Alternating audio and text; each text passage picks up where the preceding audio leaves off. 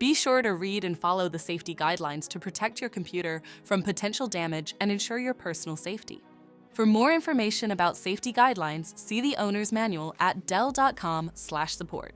Before you begin, turn off the computer and disconnect all the attached peripherals. Loosen the captive screws holding the base cover in place.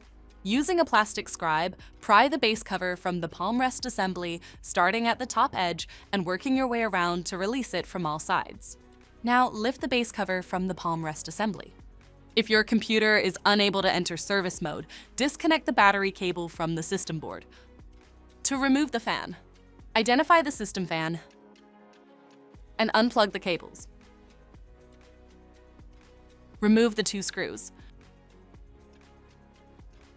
and lift the fan out of the system.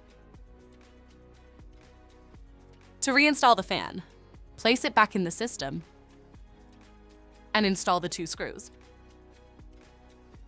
Reconnect the cables. If the battery cable was disconnected earlier, make sure to reconnect it to the system board. Next, align the base cover with the palm rest assembly and gently place it into position. Tighten all required screws to secure the base cover in place.